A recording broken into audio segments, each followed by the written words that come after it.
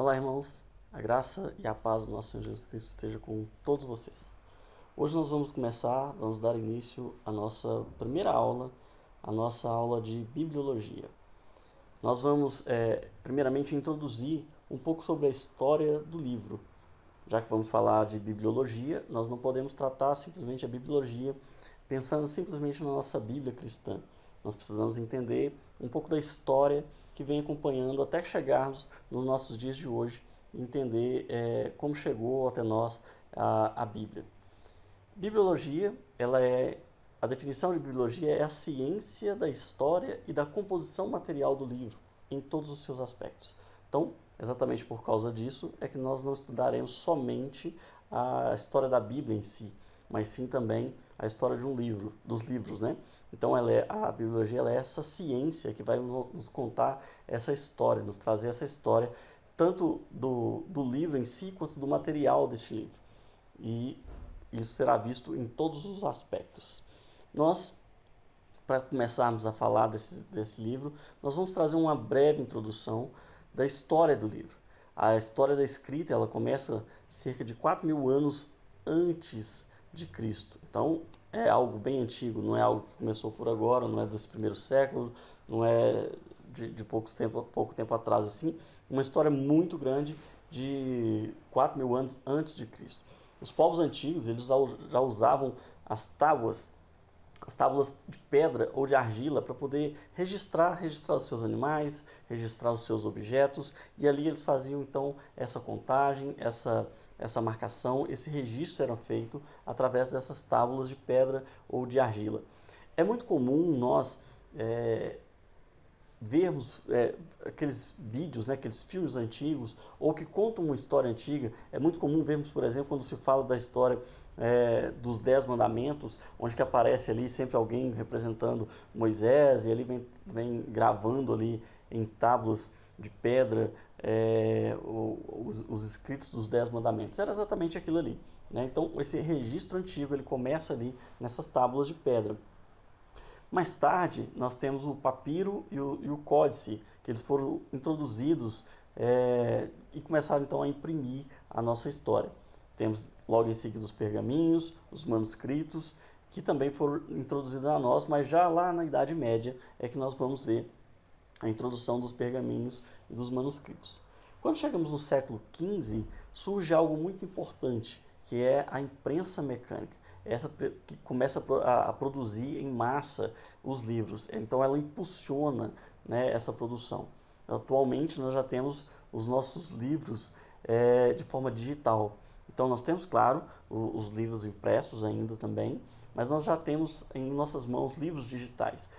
Esses livros do qual você, aí com o seu aparelho celular, com um aparelho simples como este, ou com o seu notebook, ou o seu computador de mesa, você consegue acessar um livro digital e você consegue praticar a sua leitura em qualquer lugar. Falando um pouquinho sobre o papiro e o códice, nós temos então o papiro surgindo a partir de uma planta egípcia. Tá? Era, na verdade, uma planta chamada Cyperus papyrus, e é exatamente por isso que recebe o nome de papiro. Ela era extraída, então, as suas folhas, e ali criava-se, então, o que nós conhecemos como papiro. O papiro ele era um material de fácil manuseio, né? Leve, flexível, e ele era manuseado por meio de hastes. Então, eles eram enrolados em duas hastes, e assim nós tínhamos dois rolos no qual nós poderíamos fazer a leitura daquilo que estava registrado ali. Porém, era muito frágil, né? Não era tão resistente como, por exemplo, as tábuas que tínhamos anteriormente, feitas de pedra. Mas as tábuas de pedra, para carregar, para transportar, era algo muito mais complicado do que simplesmente hastes flexíveis, com material flexível, do qual nós poderíamos carregar facilmente. Quando nós chegamos no século III a.C., nós já temos ali, com a criação da Biblioteca de Alexandria, uma produção de livros de papiros muito grande. Então foi impulsionada essa criação desses livros no século III a.C. Infelizmente, com a invasão de Júlio César, à cidade de Alexandria, colocaram fogo em alguns navios, e acabou que esse fogo se alastrou pela cidade, atingiu a biblioteca de Alexandria e pegou fogo, perdemos toda a coleção que estava ali na biblioteca de Alexandria. Quando nós chegamos então já no Império Romano, nós começamos a ver a importância que tinha esse livro. O livro se tornou algo tão importante que era muito comum as pessoas, quando iam para uma guerra, iam invadir algum império, alguma nação, eles terem como alvo roubar os livros ou, quando queria atingir a cultura daquele local, colocar fogo nos seus livros. Então, assim, o quanto o livro se tornou uma figura importante já no Império Romano. Passando-se 2 séculos depois de Cristo, aí sim é que a gente vê o códice dando esse primeiro processo, a origem do primeiro processo de encadernação de um livro. Começando a ter esse formato do qual nós conhecemos hoje, onde você consegue ter ali as capas e abrir normalmente. Isso começa lá no 2º século depois de Cristo. O códice, ele nada mais era do que um livro de um material mais durável, né, e que permitia escrever em ambos os lados, né, da folha, assim como nós temos hoje. Em ambos os lados a gente conseguia escrever. Ele era dobrável, né, naturalmente, e claro, ele era costurado, de forma então que ele conseguia ter essa abertura naturalmente. Muito diferente daquilo que estava ali dos papiros, onde você tinha que abrir os rolos para poder fazer uma leitura. Aqui nós temos esse exemplo. Olha o papiro, né, como que ele está nesse rolo. Olha aqui o códice, como que ele já tem esse formato inicial aqui, né? Nós temos aqui algo já mais antigo, né? E aqui algo mais atualizado, embora também no mesmo formato já do códice, tá vendo?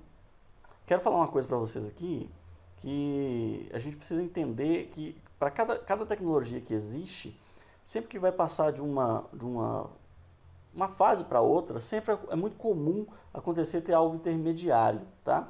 Então, às vezes você pode encontrar o papiro, os pergaminhos, ou o papiro, né, o pergaminho feito de papiro, ou o pergaminho feito, por exemplo, com pele de animal. Então, é justamente no período da transição que pode acontecer de você ver isso, mas é mais comum você ver os pergaminhos escrita na pele de animal, tá? Curtida numa pele de animal. É muito comum isso acontecer e acontece nos nossos dias de hoje. Por exemplo, eu sou da década de 80, nasci em 81. Quando nós chegamos ali no meados dos anos 90, final dos anos 90, anos 2000, nós tivemos uma revolução nas nossas mídias. E aí nós tínhamos, por exemplo, aqueles discos de vinil enorme, né? Grande assim e tal. E ali às vezes cabia 5, 6 músicas em cada lado. E depois nós tivemos as fitas cassetes, né, onde permitia-se uma gravação. Essa geração nunca vai saber o que é rodar uma fita cassete numa caneta Bic para poder voltar. E depois em seguida nós tivemos, por exemplo, o CD, uma mídia diferente, totalmente diferente, com uma leitura laser, totalmente diferente daquilo que era anteriormente. Mas nesse processo, nessa caminhada, era comum a gente ver os aparelhos de som sendo transformados. Então a gente tinha um aparelho que foi muito famoso na época, que era o 3 em 1, o famoso 3 em 1. Era na verdade um aparelho no qual ele tinha um toca-disco, ele tinha um toca-CD e ele tinha um deck de fita, ou às vezes duplo deck até, e isso era a sensação, né? Um duplo deck com um tocador de CD, às vezes o tocador de CD tinha um caracol, assim, caracol que chama, acho que é caracol, e você conseguia colocar ali um carrossel, você conseguia colocar três CDs ali, ele rodava tal, e fazia leitura. Então a gente tinha um aparelho que tinha várias mídias ao mesmo tempo. Então isso acontece também aqui, quando tem essa passagem ali de papiro e entrando nessa questão dos pergaminhos, aparece muito a pele de animal e também de vez em quando o papiro junto, tá? Mas não é comum, não tem tanta quantidade assim. Normalmente quando a gente vê a pele de animal, ela já está mais relacionada já aos códices, a gente consegue já ver eles nos códices. Então a principal diferença então que tem entre o papiro, né, o pergaminho e o papiro, é justamente que o papiro ele era um impresso vegetal, enquanto o pergaminho ele era, na verdade, uma técnica de escrita já voltada para a pele curtida do animal. Tá? Junto com o pergaminho, nós já chegamos então na Idade Média, e nessa época os mosteiros medievais eles que eram ficaram responsáveis por essa notoriedade que tinha o livro. Né? Então, assim, surgiram ali os manuscritos, né? Onde que nós tínhamos os copistas que começavam então pegavam um livro e começavam a copiar esse livro e criavam um outro livro idêntico ao outro, claro, né? E ele transformava em uma sequência de compilação de livros, e assim nós começamos então a ter uma nova profissão, a profissão de copista, assim como nos nossos dias de hoje. Por exemplo, nos nossos dias de hoje é muito comum nós acessarmos alguns vídeos na internet em que tem mensagens de propaganda. Aquela mensagem de propaganda que está ali, ela foi estudada e programada por alguém e escreveu coisas que atingiria o público-alvo dele. Aí surge então os copyright.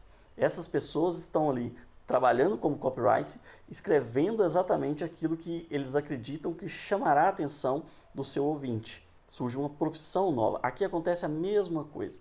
Os copistas começam então nos monasteiros, né, escrevendo os livros, copiando os livros, e ali surge então esse que vai estar sempre reescrevendo, copiando constantemente esses livros. Surge então uma nova profissão. E, na verdade, então justifica o outro. Né? O manuscrito aparece e logo em seguida, claro, vai aparecer o copista, que está sempre trabalhando e reproduzindo essa cópia desses livros. Os livros eles eram escritos totalmente à mão, então por isso o nome de manuscrito. Né? Cada cópia ela tinha era a representação de um exemplar único. Então, se você tivesse algo que você queria duplicar, você teria que, de forma manual, fazer isso de forma muito mais trabalhosa. Né? O livro ele passa a ser um símbolo de importância, de prestígio, e ele também passa a ser um símbolo de sabedoria. Então, sempre que nós vemos os monges no monastério tratando com o livro, e sempre alguém visto como sempre alguém visto como alguém muito sábio, alguém que detém a sabedoria e que tem um grande prestígio no meio da sociedade. O pergaminho ele só começa a perder espaço então com o aparecimento da imprensa já lá no século XV, né? E aí, claro, isso vai sendo gradual até chegarmos no século XV. Olha só aqui para vocês verem, aqui nesse pergaminho, o pergaminho aqui você vê que já está bem diferente daquele que eu mostrei lá atrás, onde estava o papiro, né? Lá estava com a folha realmente de papiro. Aqui a gente já tem aqui, essa aqui é uma pele curtida, tá vendo? E aqui nós temos então um material mais grosso, você consegue escrever em ambos os lados, inclusive. Mas aqui, quando nós pegamos o manuscrito sim, já está aqui nos dois lados, na forma do códice, conforme a gente viu aqui anteriormente. Já por conta da influência árabe, o pergaminho ele começou a ser trocado pelo papel. O papel, claro, já é algo mais familiar para nós, ele é extraído das plantas também, da árvore, né, da celulose, e aí sim surge o papel. Com o surgimento do papel, o pergaminho então começa a ser trocado, substituído então a questão do papiro ou da pele de animal pelo papel, que também é bem maleável, né, bem leve, bem fácil de manusear. Com o surgimento da imprensa, nós temos então essa duplicação de forma muito, muito ampla da fabricação desses livros. Nós temos uma figura principal, que é da expansão da história desse livro, que é a figura do Gutenberg, que é justamente quem inventou a imprensa. Né? É através da imprensa que começa então a produzir uma quantidade muito mais rápida dos livros e muito mais barata também.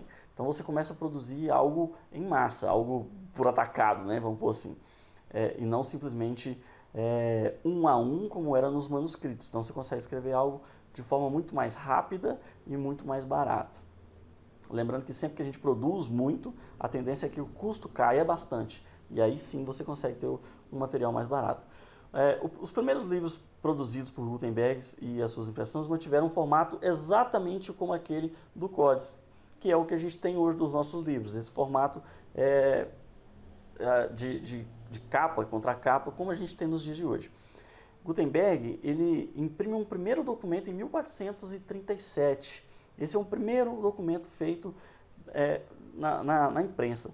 Porém, nós temos um primeiro livro completamente escrito, impresso, né, por Gutenberg na sua imprensa, que é justamente o que nós conhecemos como a Bíblia de Gutenberg.